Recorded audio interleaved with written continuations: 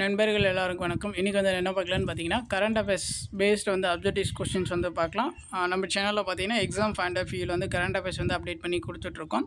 So இன்றைக்கி வந்து நம்ம ஒரு கொஸ்டின்ஸ் வந்து பார்க்கலாம், சரிங்களா? கொஸ்டின் நம்பர் 1 தான். ஆனால் அதுக்குள்ளே இருக்க இன்ஃபர்மேஷன் பார்த்திங்கன்னா நிறைய இருக்குது, சரிங்களா? அதில் வந்து இன்றைக்கி வந்து ஸ்பெசிஃபிக்காக நம்ம என்ன பார்க்கலாம் அப்படின்னு சொல்லி பார்த்தீங்கன்னா, ஸோ ஒன்றிய அரசுடைய திட்டங்கள் வந்து பார்க்கலாம், சரிங்களா? அதில் பார்த்தீங்கன்னா கிட்டத்தட்ட ஒரு 10 பாயிண்ட்ஸ் வந்து கொடுத்துருப்போம். அந்த 10 பாயிண்ட்ஸுமே வந்து உங்களுக்கு ஒரு முக்கியமான இன்ஃபர்மேஷனாக தான் வந்து நம்ம கொடுத்துருக்கோம், சரிங்களா?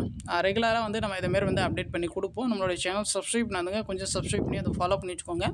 சரி, வாங்க பார்க்கலாம். ஃபஸ்ட்டு பாருங்கள், ஜல்ஜீவன் திட்டம் பற்றி கொடுத்துருக்காங்க. அந்த திட்டத்தின்படி பார்த்திங்கன்னா ஒரு நாளைக்கு ஒரு நபருக்கு குறைந்தபட்சம் பார்த்திங்கன்னா 55 லிட்டர் குடிநீர் குழாய் மூலம் வழங்கணும் அப்படின்னு சொல்லியிருப்பாங்க, சரிங்களா? ஜல்ஜீவன் திட்டம் பார்த்துக்கோங்க. அதன் மூலம் பார்த்திங்கன்னா ஒரு நாளைக்கு ஒரு நபருக்கு வந்து குறைந்தபட்சம் 55 லிட்டரை வந்து குடிநீர் குழாய் மூலம் வந்து வழங்கும் திட்டம் தான் பார்த்திங்கன்னா ஜல்ஜீவன் திட்டம். ஸோ அடுத்து பார்த்திங்கன்னா பிரதமரின் முத்ரா திட்டம். ஸோ முத்ரா திட்டம்னா என்ன அப்படின்னு சொல்லி பார்த்திங்கன்னா, சிறு குறு நடுத்தர நிறுவனங்கள் மற்றும் சிறு வணிகர்கள் தொழில் தொடங்க கடன் வழங்கும் திட்டம் தான் பார்த்திங்கன்னா பிரதமரின் முத்ரா திட்டம்.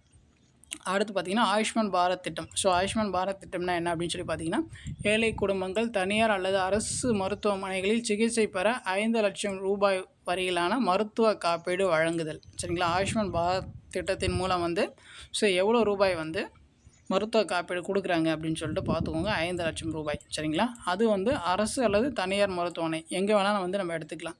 ஸோ அடுத்து பார்த்திங்கன்னா பிரதம மந்திரியுடைய போஷன் சக்தி நிர்மான் யோஜனா திட்டம் அப்படின்னா என்ன அப்படின்னு சொல்லி பார்த்திங்கன்னா, அரசு மற்றும் அரசு உதவி பெறும் பள்ளி மாணவர்களுக்கு உணவு வழங்கும் திட்டம் தான் பார்த்திங்கன்னா போஷன் சக்தி நிர்மான் யோஜனா திட்டம், சரிங்களா?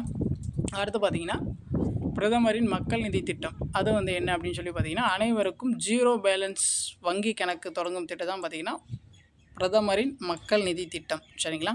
அடுத்து பாருங்கள், பிரதான் மந்திரி விஸ்வகர்மா யோஜனா, சரிங்களா? இந்த திட்டம் வந்து எதுக்கானது அப்படின்னு சொல்லி பார்த்தீங்கன்னா, கைவினை கலைஞர்களின் மேம்பாட்டுக்கான திட்டம் தான் பார்த்திங்கன்னா பிரதான் மந்திரி விஸ்வகர்மா யோஜனா திட்டம். அடுத்து பாருங்கள், பிரதம மந்திரி கிஷான் சம்மன் நிதி யோஜனா திட்டம் வந்து எதுக்கானது அப்படின்னு சொல்லி பார்த்தீங்கன்னா, தகுதியான உழவர்களுக்கு ஆண்டுதோறும் 6000 ரூபாய் கொடுப்பாங்க. 3 தவணையை வந்து கொடுப்பாங்க. தலா பார்த்திங்கன்னா ஒரு தவணைக்கு வந்து 2000 ரூபாய் வந்து கொடுப்பாங்க, சரிங்களா?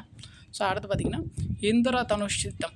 ஸோ இந்திரா தனுஷ் திட்டம்னா என்ன அப்படின்னு சொல்லி பார்த்தீங்கன்னா, குழந்தை மற்றும் கர்ப்பிணி தாய்மார்களுக்கான இலவச தடுப்பூசி திட்டம் தான் பார்த்திங்கன்னா இந்திரா தனுஷ் திட்டம், சரிங்களா? குழந்தை மற்றும் கர்ப்பிணி தாய்மார்களுக்கான இலவச தடுப்பூசி திட்டம் தான் பார்த்திங்கன்னா ஸோ இந்திரா திட்டம், சரிங்களா? அதுக்கப்புறமா பார்த்திங்கன்னா பிரதான் மந்திரி கிருஷி சஞ்சாய் யோஜனா. ஸோ இந்த திட்டம் வந்து என்ன அப்படின்னு சொல்லி பார்த்திங்கன்னா, தண்ணீரை வேளாண்மைக்கு சிக்கனமாக பயன்படுத்துதல் மற்றும் நீர்நிலைகளை மேலாண்மைப்படுத்துது, சரிங்களா?